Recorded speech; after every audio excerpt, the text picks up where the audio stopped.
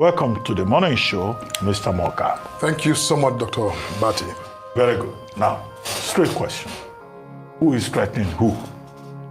The Labour Party and Mr. Peter Obi and Yunus Satanko have said in the public domain that you threatened Peter Obi, his family members, his associates, by saying that he has crossed the line of truth, you allegedly said, and that he should be prepared for what he will get. And whatever he gets, he should manage it.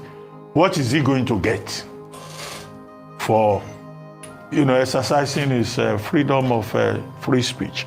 And now the APC has also turned around to say that you yourself are now being threatened by an online mob who has threatened you, who has phoned you, who has threatened members of your family. Because now we're dealing with the politics of threats in Nigeria, which should be a major step back for our democracy.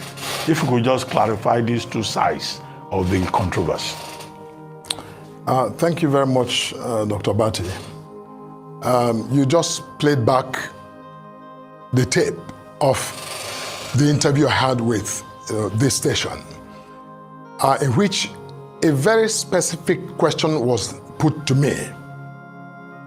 And the question, because when you play the tape, it's important for the viewers to understand the question I was responding to. I was not speaking in a vacuum. I was responding to a very specific question put to me during that interview by your colleague. And the question was this: you have hit back with a volley of attacks, calling Peter Obi a prophet of doom. Some of you have said he's always embarking on voodoo economics that are not in line with the current realities. Do you think this is a slingshot that has gone beyond normal politicking? Now, everything I said in my answer, including the last sentence which you referenced, was in direct and exclusive response to the reference to Peter Obi as a prophet of doom or as engaging in economics. So in other words, my answer was, if Peter Obi was called a prophet of doom or was called a voodoo economist, he has it coming to him because he has crossed several lines of truth. End of story.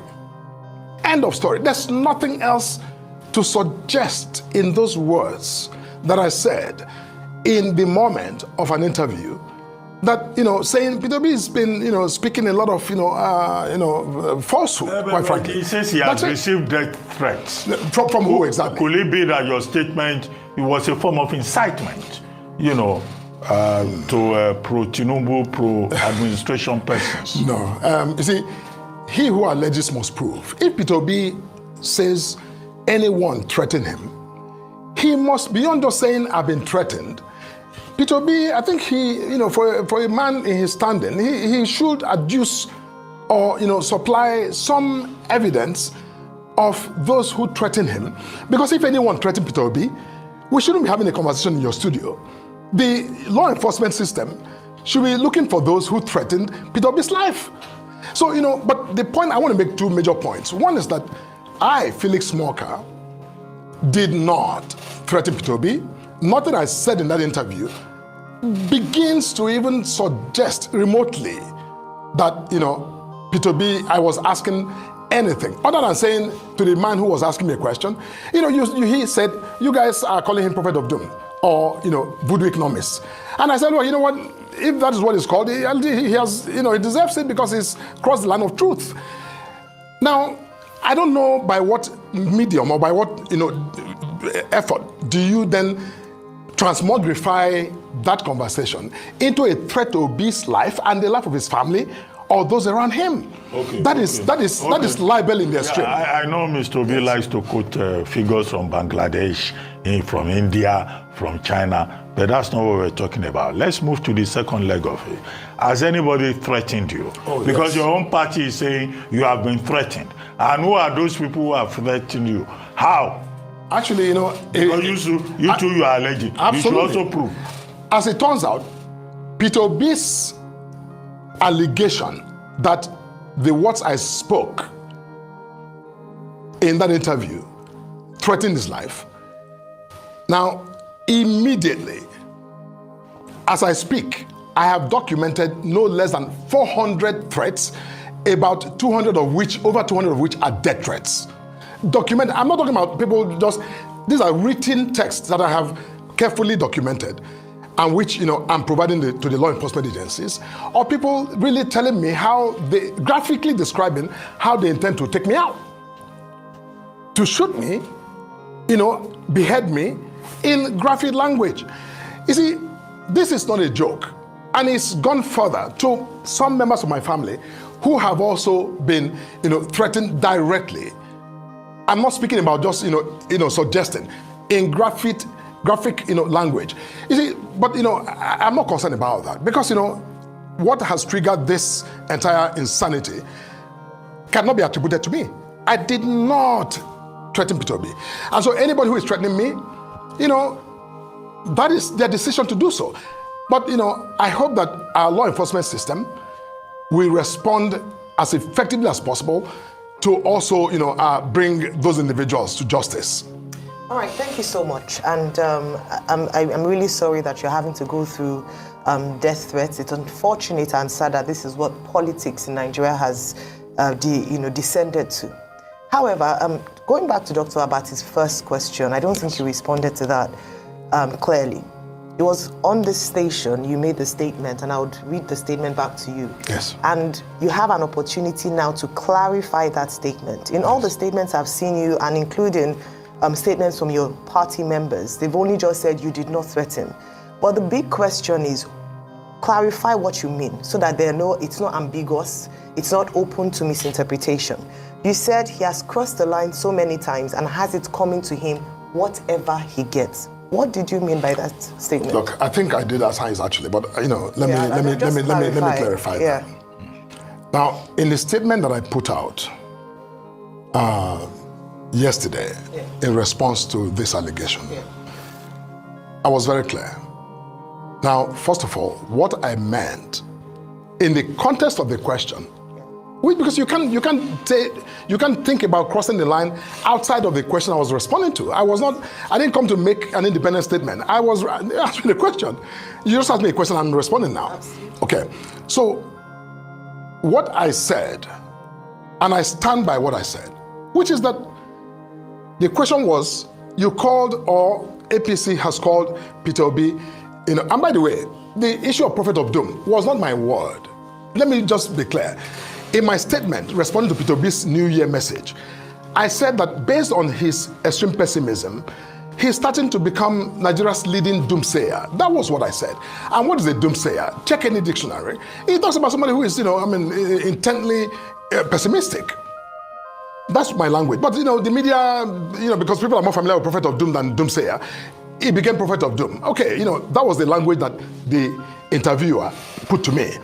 And I said, simply, you have called Peter Obi doomsayer, and I answered, if he has been called doomsayer or prophet of doom, he deserves it because he has crossed the line of truth so many times. That is the open and shut, point that was made in that interview. It was a response to, you called Peter Obi, prophet of doom, and I said, well, yes, he's been called prophet of doom because he is, peddled a lot of false narratives. Yeah, but you said, has it coming? Yes, meaning has it coming to him? Prophet of doom, whatever name he's called in this context, prophet of doom, voodoo economist, or economist voodoo, or doom prophet, he has it coming. Meaning that is simply an English language expression. And quite frankly, I think that, like you said, in our politics today, I know that partisanship can be, intensely polarizing. But when you speak about people's lives, we shouldn't commonize it. Absolutely. I'm Felix Morka. Of what use? I'm not in competition with Peter Obi. I am not running for president today. Peter Obi is not my opponent. Felix Morka versus Peter Obi. I don't have anything that I'm challenging Peter Obi or he's challenging me about. I speak for my party. When Peter Obi comes on national television on a New Year Day and reels out a lot of facts that I consider to be misleading, it is my duty as the national spokesman of APC to, clarify. And in my statement, there was nothing condescending. I simply said, you got it wrong. Because, for instance, crossing the line of truth means, in Peter Becs' campaign to be president, he said, on day one, I'm going to take out fuel subsidy. Tinubu took out fuel subsidy on day one. Peter B has continued to lambast Tinubu. And I said, on that score, you are crossing the line of truth. You also promised to do the same thing. On the issue of harmonizing the dual exchange rate, Obi promised to harmonize dual exchange rate. Tinubu harmonized dual exchange rate. Obi has continued to lambast Tinubu about it. And I said, you are crossing the line of truth.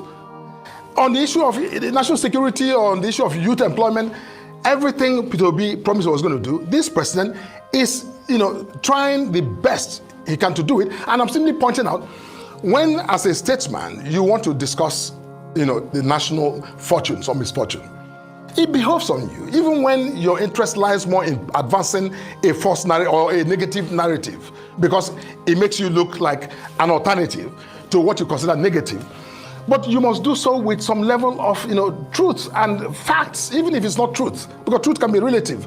But at least facts can be a bit more objective, be factual. So if we say, for example, that on your show this morning, you did say that, IMTO inflows into Nigeria has risen by 60. That's an objective fact. The fact right? that the poverty numbers, were they factual or not? No. Because Nigerians, 100 million Nigerians in poverty. No, see, let me address that. 150 multidimensional poverty. Was that fact? See, as of 1999, 2001, 2011, over 45-48% of Nigerians were living in multidimensional poverty.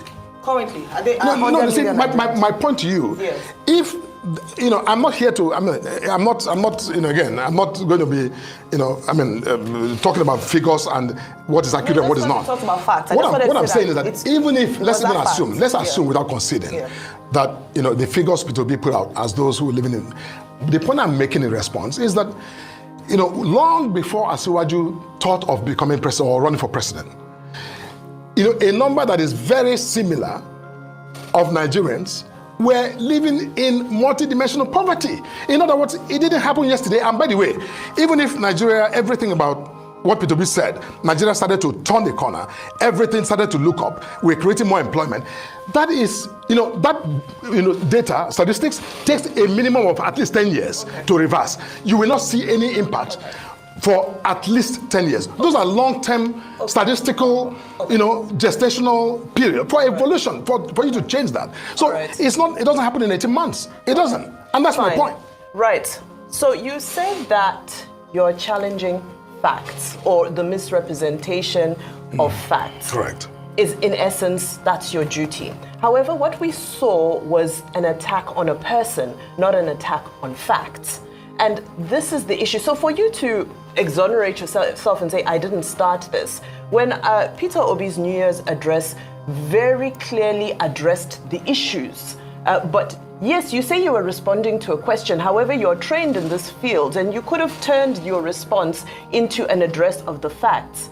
My question to you is, why are we seeing this culture of toxic rhetoric from the spokespeople of this administration, not just from yourself, there's several of you who, who speak on behalf of this administration. Last time it was Olusegun Obasanjo who was told that, he's not even a worthy statesman to make this kind of statement on another issue. Another opportunity, it's Atiku Abubakar. Who is he to say all of this? He doesn't know what he's talking about. Why is there a culture of attacking the messenger as opposed to just dealing with the data? No, I think you're getting this slightly wrong, if I must say. Now, if you read my statement in response to Peter B's statement, it had nothing but laying out those indicators of progress that I spoke about. That's it, Mr. B, while it's okay for you to see the economy and see Nigeria from your own, lens, it's important that you recognize certain objective, facts. For instance, in your studio here this morning, you did put out some information. Mr. Rotusu does a fantastic job. Says, look, that IMTO inflows into Nigeria has, gone up over the last year by nearly 63%. That is a fact. So, in other words, if I am, trying to speak to the economy, And that issue, I will acknowledge that, look, well, while this is going on, there's a whole lot more to be done.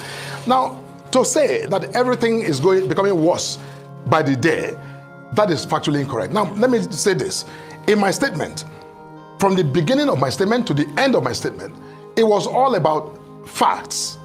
The first paragraph was where I acknowledged what Peter Becs said. Otherwise, I simply gave examples of what I thought were positive indications that the policies of this government were moving in the right direction. Is he not entitled to sharing his own experience? No, see, his experience are that things are getting worse. Is he not entitled to sharing the truth of his reality? He is. Why do we attack people for sharing their reality? Peter Becs is entitled to share his, understanding and his views and his own, if you say his reality, that's fine. But look, what I'm saying is that when Mr. Becs, when the president or the government puts out, its own record, and Peter Becs feels entitled, as you are suggesting, and I agree with you, that every Nigerian has a right to form their own opinion and, speak to it, no problem.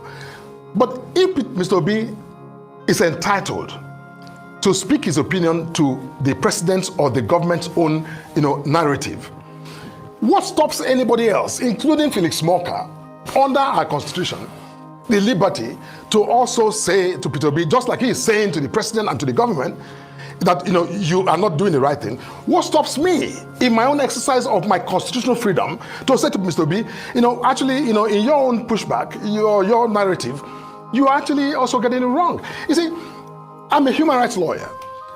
Human rights and this entitlement to free speech is available to all of us. It's not exclusive to Mr. Becs or to me or to you or to Dr. Bati.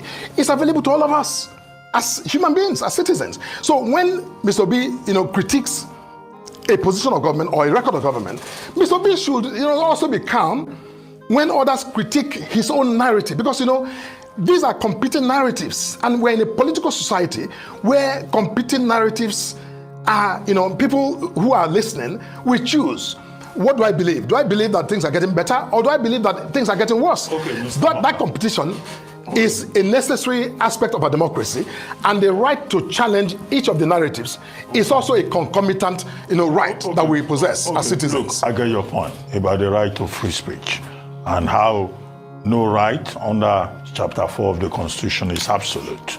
Your right begins where my own stops. That's clear enough. But two quick things.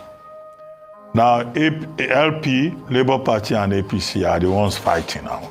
But are you aware that the PDP presidential candidate, Waziri Adamawa Atiku Abubakar, has also intervened in this matter?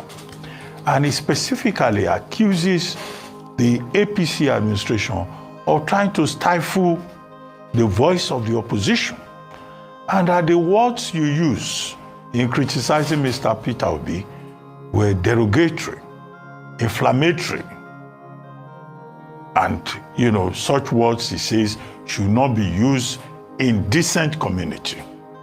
That is Atiku Abubakar of the People's Democratic Party. So it's not just about Labour Party versus APC. It's not just about Felix Morka versus Peter Obi. And then the second leg of it, and I need you to pay attention to this. You said that Mr. Peter Obi is sponsoring a mob of reckless people who are defaming people, attacking people, bullying people, threatening people on social media and everywhere. A headless mob of bullies. Are you referring to the obedience?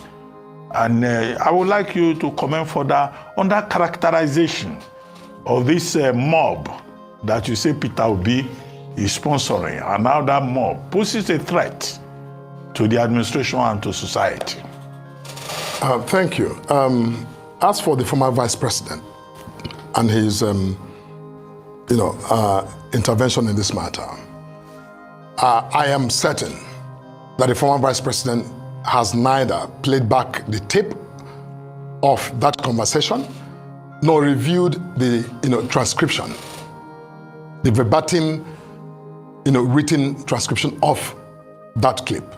I don't think he has done so, because if he did so, I would be surprised and disappointed that the former vice president would say the things he has said in relation to this matter. Accusing of ignorance. Dr. Bati, that's not my word. I'm suggesting that he has not reviewed, that I want to assume that he has not reviewed the clip, watched the clip, nor considered the text, the translation, the verbatim transcription of that clip.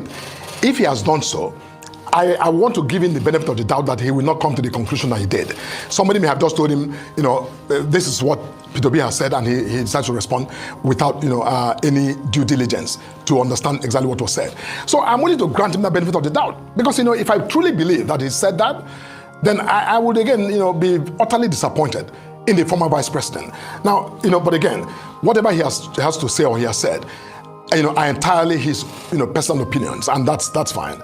Now, on the second part of your question, yes, I have been threatened by those who, even in the messages, profess loyalty to Peter B, who has said to me directly that, this, what you've said, we believe constitutes a threat to Peter B's life. Even when I have put out information initially, before my statement yesterday, on the APC handle, providing the verbatim translation or transcription of what I said, I put that out, and with the clip, relevant clip, so that you can listen and read. That has not persuaded them to get, an enlightened perspective of that conversation. Now, yes, these are people who profess loyalty to Peter B. Now, if I have followers who go around threatening, Felix Morka or anyone else for that matter, I would, call them to order and say, look, hey, this is not necessary. I will, speak, even when I feel like this individual has said something I don't appreciate, I would still say to them, do not do this. But, so far, Peter B was quick to, claim that my words threatened his life and that of his family falsely, according to me. However, up until now, even though I have said publicly that these followers of his are threatening my life and that of my family, I have not seen anything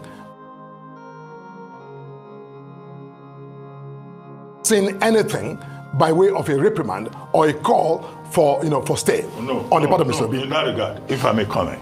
Now, I'm aware that Dr. Yunus Atanko, the spokesperson for the Labour Party, and also Mr. Peter Obi himself, they both pointed out that there's a difference between the Labour Party and the obedience. Oh. I think one of them had said that the obedience constitutes a movement over which neither Peter Obi or Yusuf Tanko has any control. Okay. So will it not be too much for you to expect that Peter Obi can talk to a movement over which he has no control? They seem to have a mind of their own. Dr. Bati, you, more than anyone else in this country, you're one of those people who follow, who understand what's going on in this country, and you've been in the system. Mr. Bati, can you imagine this president, any group of supporters who are directly or remotely affiliated with this president, who tomorrow will go out to threaten people's lives? Can you, would you truly, realistically expect that Mr. Obi and Labour Party and the obedience, who clearly are driven by him, would say, oh no, these ones who are Tinubu supporters are not, don't hold Tinubu responsible, don't suggest that he has any leverage with them to say, hey, stay. And when he doesn't do that, they will simply exculpate him and say, Mr. Tinubu, well done. You know what, despite what the distinction you try to draw, I believe, and I think most Nigerians believe, that obedience, after all, what's obedience? Obedience are people who say they are obedient to Peter Obi. I mean, we're not going to argue about that. In any event, my point is that whether he calls them to order or not, I'm simply just underscoring what I believe to be, I think a departure from the duty of those who claim that they are statesmen, who bear a higher responsibility more than, some of us who are lesser mortals in this society of ours. All right. Okay, just very quickly, to go back to my question around the statements made and just factual. You're not the president's spokesperson. You are the National Publicity Secretary of the APC. The APC has been in government for 8 years and counting. So these 10 years you say is actually under the APC government. So it means that it's an APC administration that plunged Nigerians into the poverty levels that we see today. So you can exonerate the current president, but it's also a president under the APC that under his administration, 133 million Nigerians are said to be multidimensionally poor. So it's the same thing. So whether it's the Buhari administration, the Tinubu administration is under the APC, Nigerians are poorer. True or false? Because let's deal with the issues now. Because, I mean, away from Mr. Peter Obi, Nigerians are saying that they are hungry. People are in multidimensional poverty. What do you have to say about that?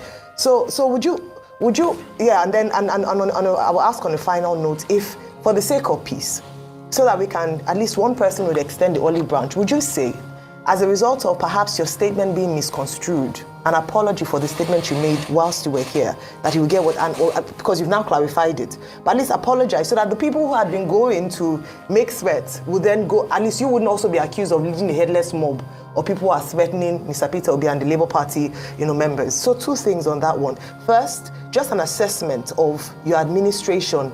8 years now under the Tinubu, as quickly as possible, please. Because we talk about 10 years, it was under the APC administration. No, see, let me say this. Your question creates a context as though Nigeria began 8 years ago. No, but you're the one who said 10 years ago. The poverty level. I was talking about statistical period and gestation. What I'm saying is that your question almost frames a context that Nigeria started 8 years ago or 10 years ago. It didn't.